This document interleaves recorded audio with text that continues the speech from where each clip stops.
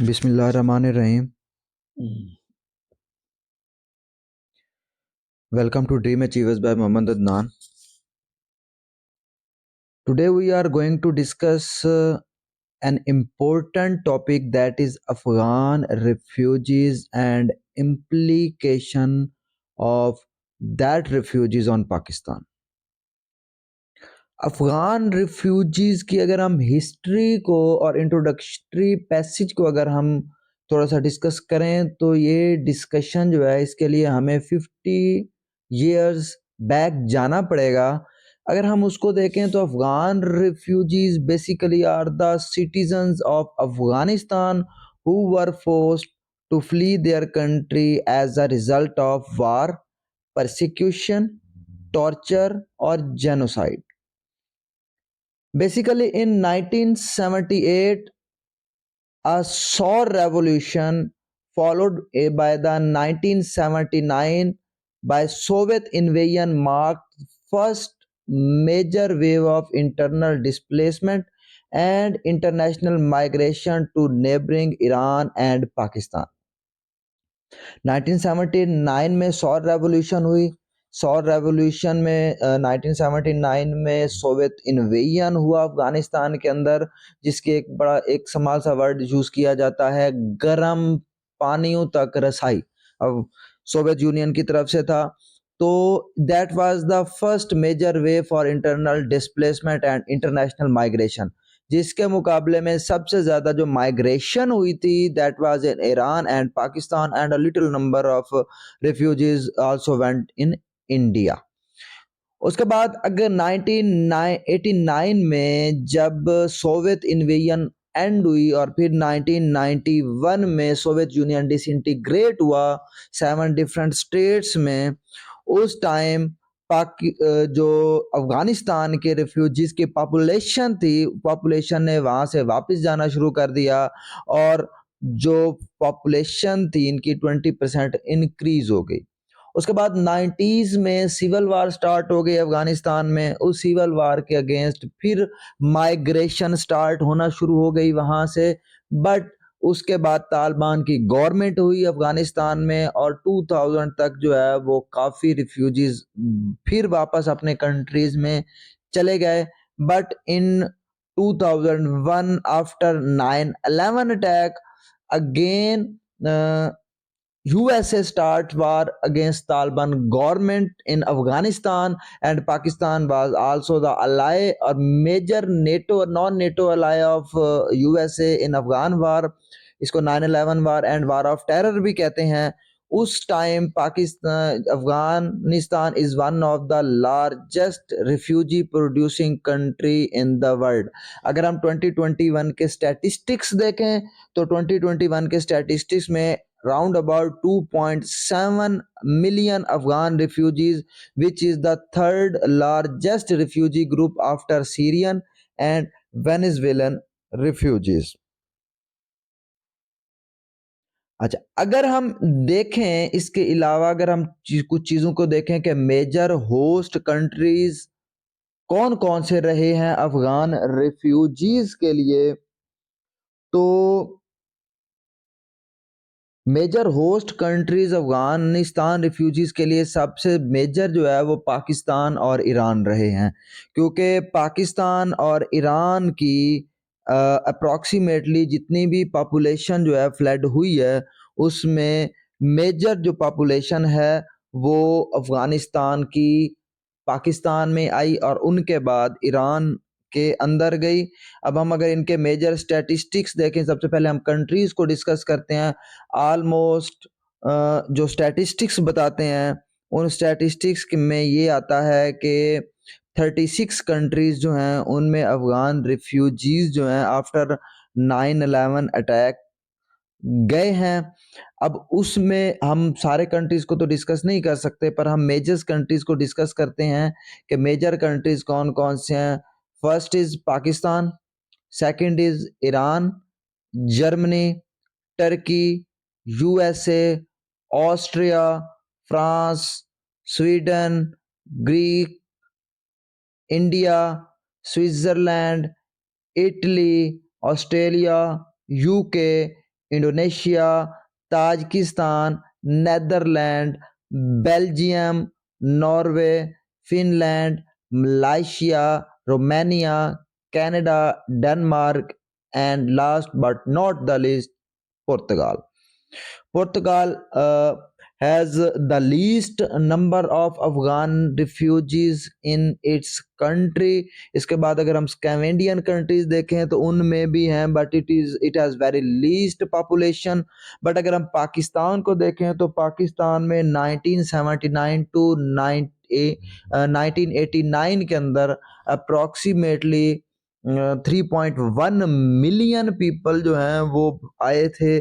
और अगर हम 2000 वार ऑफ टेरर के अंदर अगर रिफ्यूजीज की पॉपुलेशन पैरामीटर्स देखें तो that is approximately 14 million approximately people living in Afghanistan. अच्छा, रिजीम्स देखें तो कौन कौन से रिजीम्स के अंदर, जी हम मैं आपको टोटल स्टैटिस्टिकल डाटा बता रहा हूँ, कौन कौन से रिजीम्स के अंदर जो है वो जो रिफ्यूजीज़ की पॉपुलेशन जो है वो ज़्यादा रही है या रिफ्यूजीज़ डिफरेंट कंट्रीज़ में फ्लड हुए हैं. उनमें सबसे पहले सबसे स्टार्ट हुआ Soviet Afghan war in 1979 to 1989. Then Afghan Civil War 1992 to 1996, Taliban rule 1996 to 2001, and War of Terror or War in Afghanistan, that is 2001 to 2021.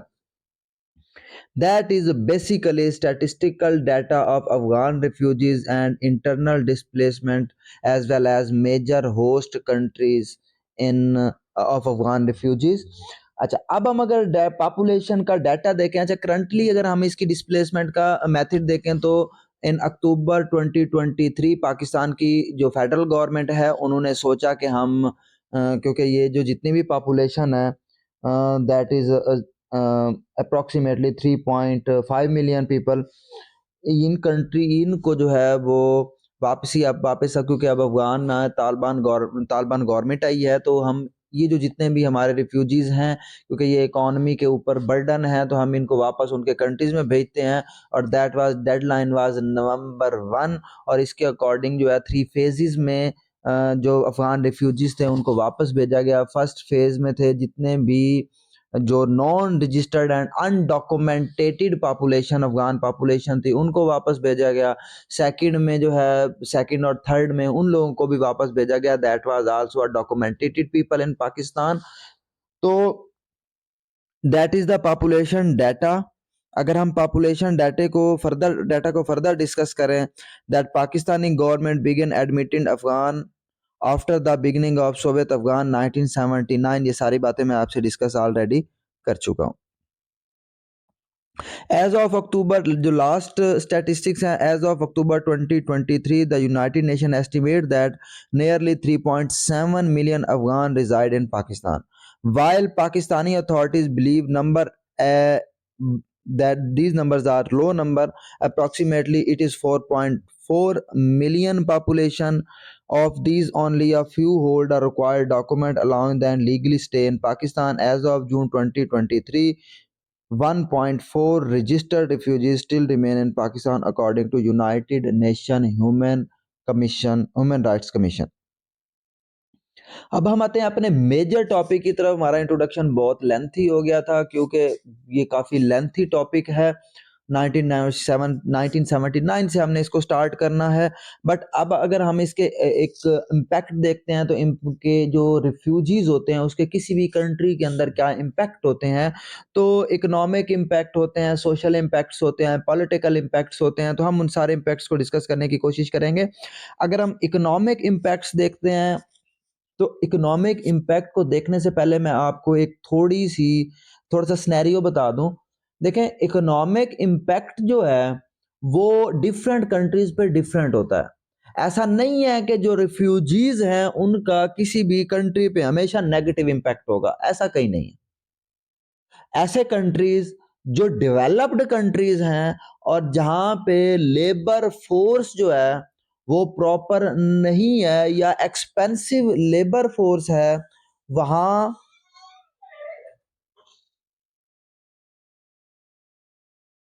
तो जिन कंट्रीज की लेबर फोर्स एक्सपेंसिव होती है, जिनमें लेबर फोर्स कम होती है, या यंग लेबर फोर्स जो है उनकी क्वांटिटी जो है, उनकी पॉपुलेशन जो है वो कम होती है, वहाँ पे जो रिफ्यूजीज है वहाँ उनका पॉजिटिव इम्पैक्ट आता है। पॉजिटिव इम्पैक्ट क्या है कि इकोनॉमी एज वेल एज उस टाइम डेवलप्ड होती है। लेबर फोर्स अगर आ जाती है तो लोगों को जो है वो जो रिफ्यूजीज जाते हैं उनको ईजिली काम मिल जाता है, और जो वहाँ के लोग होते हैं उनको अपने जो जितने भी डिजायर्ड ऑब्जेक्टिव्स होते हैं वो फुलफिल हो जाते हैं ईजिली, और लेबर फोर्स जो है वो लीस्ट एक्सपेंसिव हो जाती है। बट ऐसे कंट्रीज जिनकी इकोनॉमी ऑलरेडी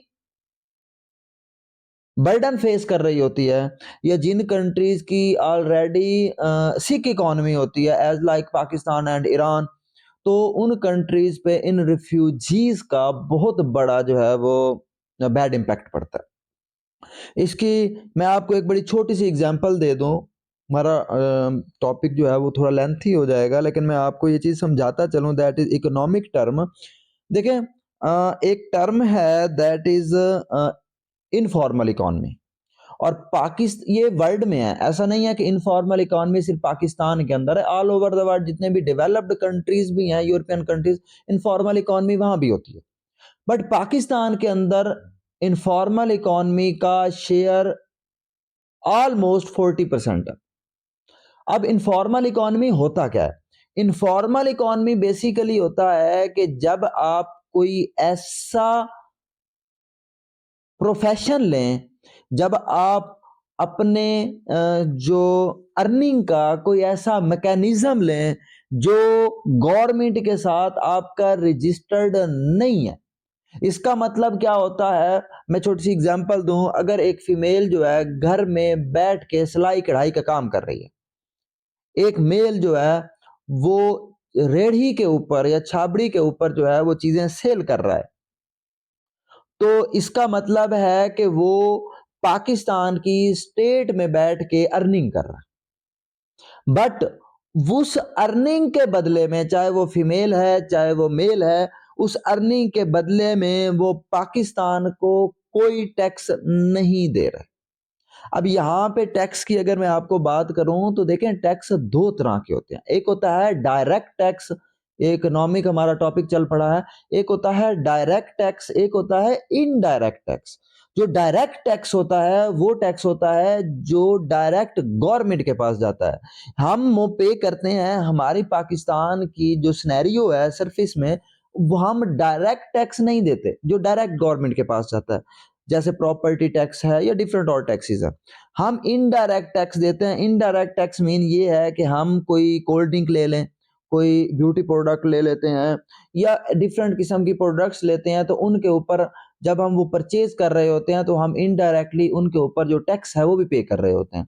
तो वो इनडायरेक्ट टैक्स जो है वो मल्टीनेशनल कंपनीज के पास जाता है, वो देते हैं नहीं देते, ये एक लंबी बहस है। ठीक है, तो ये दो तरह के टैक्सेस होते हैं। तो इनफॉर्मल इकोनॉमी में वो जो टैक्सेस हैं, जो डायरेक्ट टैक्सेस हैं, क्योंकि गवर्नमेंट में तो वो आपकी अर्निंग का मेथड मैकेनिज्म रजिस्टर्ड ही नहीं है।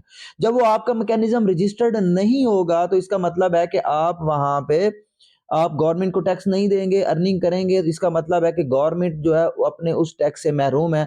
तो ये आपकी इनफॉर्मल इकोनॉमी है जो आपकी गवर्नमेंट के साथ रजिस्टर्ड नहीं होती। तो जितने भी अफगान रिफ्यूजीज हैं, अगर आप उनकी अर्निंग का मैकेनिज्म देखें तो आपको वो इनफॉर्मल इकोनॉमी के तकरीबन 90 to 95% आपको अप्रोक्सीमेटली इनफॉर्मल इकोनॉमी के अंदर नजर आएंगे। तो first economic impact that is refugees had इधर नो इफेक्ट और हैव पॉजिटिव इम्प्लीकेशंस। वो मैंने आपको बता दी, डेवलप्ड में पॉजिटिव इम्प्लीकेशंस होती हैं, जो डेवलपिंग होते हैं या अंडर डेवलप्ड कंट्रीज होते हैं, साफ जाहिर है उन पे ऑलरेडी पॉपुलेशन का रिसोर्स के ऊपर ऑलरेडी बहुत बड़ा बर्डन होता है। फिर पॉपुलेशन इंक्रीज होने स्टार्ट हो जाती है, तो पॉपुलेशन जब इंक्रीज होती है तो रिसोर्स के ऊपर एक्स्ट्रा बर्डन आ जाता है, जिसकी वजह से जो क्वालिटी ऑफ लाइफ है वो वैसा नहीं रह जाता, अच्छा नहीं होता। इवन अगर मैं आपको बहुत सारे जो राइटर्स हैं, आर्टिकल राइटर्स हैं, उनका अगर मैं आपको बताऊं, तो अगर वो पाकिस्तान के प्रॉब्लम्स को सीक्वेंस में लेकर चलें तो उसमें वो सबसे पहला प्रॉब्लम जो है वो पॉपुलेशन को देते हैं और वो कहते हैं कि अगर सारे प्रॉब्लम्स में जितने भी प्रॉब्लम्स हैं उन सब में अगर फर्स्ट नंबर पे किसी प्रॉब्लम को सॉर्ट आउट करने की कोशिश करनी चाहिए पाकिस्तान की गवर्नमेंट को, that is the population control. क्योंकि पॉपुलेशन जो है वो डायरेक्ट रिसोर्सेज पे जो हमारे पाकिस्तान या किसी भी स्टेट के अंदर लिमिटेड रिसोर्सेज होते हैं उनके ऊपर डायरेक्ट इम्पैक्ट देता है।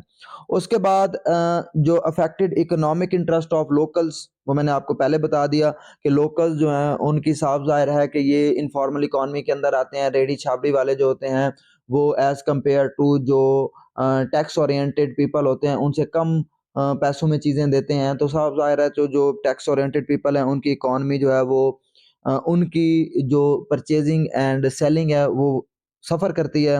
उसके बाद इन्फ्लेशन बढ़ जाती है जब रिसोर्सेज़ के ऊपर, ये सारी जो पीछे मैंने आपको कहानी बताई है, जब रिसोर्सेज़ के ऊपर बर्डन बढ़ेगा, डिमांड एंड सप्लाई का इशू पैदा होगा, डिमांड बढ़ जाएगी, पॉपुलेशन की बेस के ऊपर सप्लाई कम रहेगी, तो साफ ज़ाहिर है कि इन्फ्लेशन जो है वो हो जाएगी, टैक्सेस इंक्रीज़ हो जाएँगे, फिर वही रिसोर्स के ऊपर बर्डन आता है, रिसोर्स कम हो जाएँगे, पॉपुलेशन ज़्यादा हो जाएगी, तो टैक्सेस को इंक्रीज़ करना पड़ेगा, as well as positive impacts भी होते हैं। अगर हम सोशल इम्पैक्ट्स को देखें अफ़गान रिफ्यूजीज़ का, तो सोशल इम्पैक्ट्स के अंदर सबसे पहले अगर इम्पैक्ट होता है दैट इज़ एथनिक नेशनलिज्म।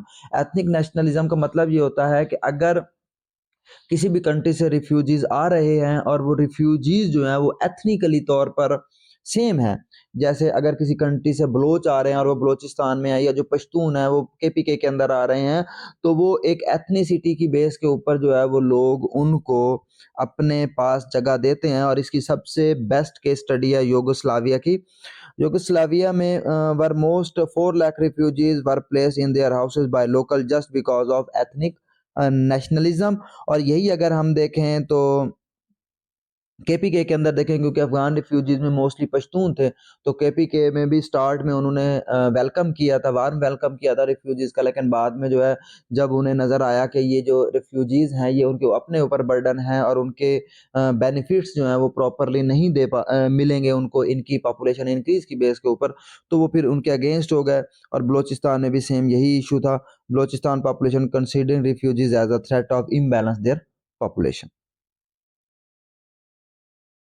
उसके बाद चाइल्ड लेबर जो है वो इंक्रीज़ हो जाती है, क्योंकि एजुकेशन लेवल जो है वो कम हो जाता है और इन्फ्लेशन टैक्सेस जब बढ़ते हैं तो जो लाइफ है, ये जो क्वालिटी ऑफ लाइफ है वो सफ़र करती है और उसकी बेस के ऊपर जो है वो चाइल्ड लेबर इंक्रीज़ हो जाती है। उसके बाद क्लाशन पाकिस्तान की सोसाइटी के अंदर आफ्टर 1979 क्लाशनकोफ का कल्चर जो है वो बहुत ज़्यादा बढ़ गया था। और करंटली भी क्लाशनकोफ का कल्चर जो है वो आप देखेंगे पाकिस्तान के जितने भी नॉर्दर्न एरियाज़ हैं वहाँ पे सिक्योरिटी के इश्यूज़ जो हैं वो बहुत ज़्यादा होते हैं। It was reported that from 1981 to 1991 4.8 million crimes were committed in which 3 million has been committed by refugees. उसके बाद increase the drug addiction. As all knows that Afghanistan is one of the largest country to produce opium in their state. तो कंधार वगैरह इनके अंदर OPM जो है वो बहुत ज़्यादा काश्त होती है, तो ड्रग एडिक्शन, वहाँ से ड्रग्स ईजिली जो है वो ले आते हैं, जिसकी बेस के ऊपर जो है वो कॉलेज यूनिवर्सिटीज़ के अंदर जो है वो हमारे यंग जनरेशन जो है वो इसके एडिक्टेड हो जाती है। अगर हम इसके पॉलिटिकल इम्पैक्ट देखें तो पॉलिटिकल इम्पैक्ट में सबसे पहला इम्पैक्ट जो है एक जो डिफरेंट पॉलिटिकल स्फेयर्स हैं या जिस डिफरेंट पॉलिटिकल पार्टीज़ हैं उनके दरमियान जो कन्फ्लिक्ट है वो बढ़ जाता है। और उनके दरमियान कन्फ्लिक्ट किस तरह का होता है कि कोई एक जो जमात होती है वो उन रिफ्यूजीज़ के हक में होती है और दूसरी जमात जो है वो उन रिफ्यूजीज़ के अगेंस्ट होती है। इस बेस के ऊपर जो है वो जो स्टेट के अंदर डिफरेंट ग्रुप्स के अंदर कन्फ्लिक्ट हो जाता है, जैसे बलोच एंड पश्तून के दरमियान कन्फ्लिक्ट हो जाता है इस बेस के ऊपर। तो वो कन्फ्लिक्टेड सिचुएशंस में जो है वो बहुत सारे डिफरेंट इश्यूज पैदा हो जाते हैं स्टेट के अंदर, चॉस की सिचुएशन पैदा हो जाती है। As like the province of Balochistan, KPK and tribal areas of Pakistan are largely affected in this dirty war of terrorism, and the million of people have faced intra-state migration. Institutions in tribal areas were destroyed, schools and hospitals were bombarded and masses were compelled to leave their native areas। ये हमारी WOD world development report की report है इस base के ऊपर, क्योंकि political impact साफ ज़ाहिर है कि जब कॉन्फ्लिक्ट की सिचुएशन पैदा होगी तो क्लाशनकोव का कल्चर को हम पहले पढ़ चुके हैं। उसके बाद refugee camp situated near to boundary of their native soil are mostly used by rebels as their hide out and basis to the launch their operation. क्योंकि वो एरियाज जो होते हैं वो जो आपके सिक्योरिटी इंस्टीट्यूशंस हैं उनके राडार के ऊपर प्रॉपरली डिफाइंड नहीं होते, and this is one of the major problem that face security institution in Karachi as well as northern areas।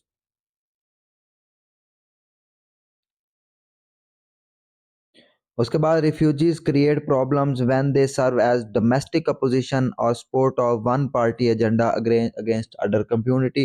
ये भी हम पहले आपको बता चुका हूँ। उसके बाद nationalist forces in province demand withdrawal of refugee back to their mother countries. जैसे फॉर एग्जांपल बलूचिस्तान के अंदर इसकी बहुत ज़्यादा डिमांड की जाती है कि बलूचिस्तान जो है वो ये जितने भी माइग्रेटेड पीपल्स हैं इनको विड्रॉल करके वापसी अपने नेटिव कंट्रीज़ के अंदर भेजा जाए। उसके बाद अगर हम इन्वायरमेंटल इम्प्लीकेशंस देखें तो डिजीज़ शिफ्ट होती है। डिजीज़ शिफ्ट में आप देखें कि पॉवर्टी इश्यूज जो हैं वो रहते हैं, पॉवर्टी इश्यूज हैं। उसके बाद डिजीज़ इश्यूज हैं जो डिफरेंट कंट्री से आते हैं। और इस तरह का अगर हम डाटा देखें कि Afghan make up one of the largest refugee population worldwide. There are 2.6 million registered Afghan refugees in the world, of whom 2.2 million are registered in Iran and Pakistan alone।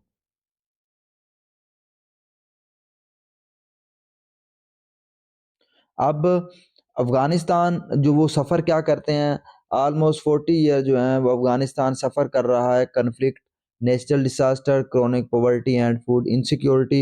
इनकी बेस के ऊपर ये जो हमने issues पढ़े हैं 4 issues, conflict, natural disaster, chronic poverty and food insecurity, इसकी base के ऊपर जो डिजीज़ेज़ हैं दूसरे कंट्री से वो आती हैं। एज़ लाइक आप कोविड को देखें तो कोविड बेसिकली एक जगह से था, फिर वो जितने लोग फ्लड करते रहे डिफरेंट कंट्रीज़ में वो फैलता गया और डिजीज़ हो गई प्रॉपर। उसके बाद डिक्रीज़ लैंड फर्टिलिटी, क्योंकि जब ग्रेजिंग ओवर ग्रेजिंग करेंगे तो लैंड की फर्टिलिटी जो है वो कम होगी। जो नीचे नेचुरल रिसोर्सेज जो हैं वो उतने ही होंगे। जब उनके ऊपर जो पॉपुलेशन का स्ट्रेस है या जो जितने भी आपके रिसोर्सेज का स्ट्रेस है वो इंक्रीज़ होगा तो साफ ज़ाहिर है कि food insecurity and land fertility जो है वो डिक्रीज़ होगी। Over grazing and soil erosion, environmental degradation and desertification. According to environmental assessment by UNEP, United Nations Environment Program 2005, in Sudan, presence of large number of refugees caused serious environmental degradation and desertification. अब कौन कौन से issues होते हैं, land degradation होता है, deforestation and firewood depletion है, water pollution है, सस्टेनेबल ग्राउंड वाटर एक्सट्रैक्शन है।